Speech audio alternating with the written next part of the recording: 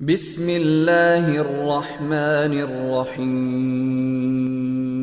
حضرت بلال حبشی رضی اللہ عنہ کا اسلام۔ حضرت بلال حبشی رضی اللہ عنہ مشہور صحابی ہیں جو مسجد نبوی کے ہمیشہ مؤذن رہے۔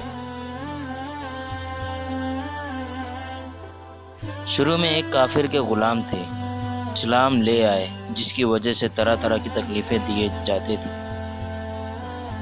امیہ بن خلف جو مسلمانوں کا سخت دشمن تھا، ان کو سخت گرمی میں دوپہر کے وقت تپتی ہوئی ریت پر سیدھا لٹا کر ان کے سینے پر پتھر کی بڑی چٹان رکھ دیتا تھا تاکہ وہ حرکت نہ کر سکے، اور کہتا تھا یا اس حال میں مر جائیں اور زندگی چاہیں تو اسلام سے ہٹ جائیں، مگر وہ اس حالت میں بھی احد احد کہتے تھے، یعنی معبود ایک ہی ہے۔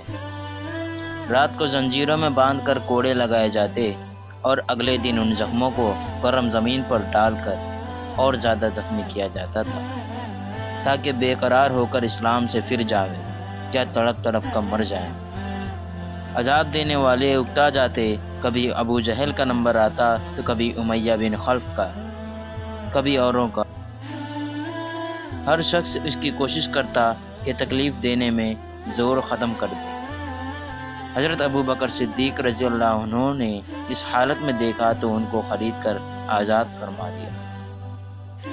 چونکہ عرب کے بت پرست اپنے بتوں کو بھی معبود کہتے تھے، اس لیے ان کے مقابلے میں اسلام کی تعلیم توحید کی تھی، جس کی وجہ سے حضرت بلال رضی اللہ عنہ کی زبان پر ایک ہی ایک کا ورد تھا۔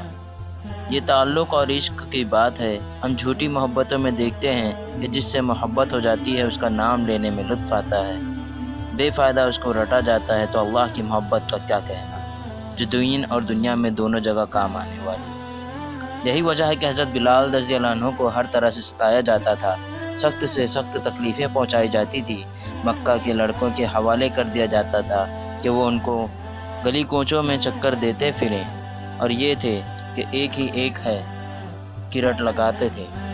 اسی کا یہ صلہ ملا کہ پھر حضور صلی اللہ علیہ وسلم کے دربار میں مؤذن بنے۔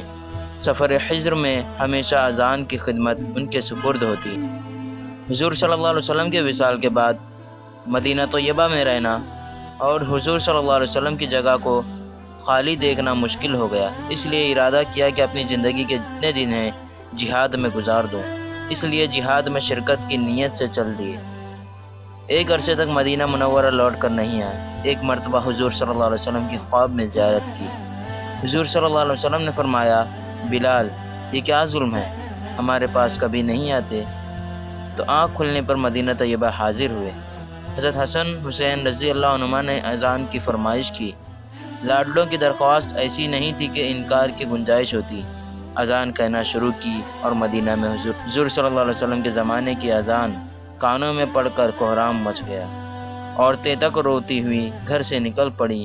چند روز قیام کے بعد واپس ہوئے اور 20 ہجری کے قریب مشق میں وصال ہوا۔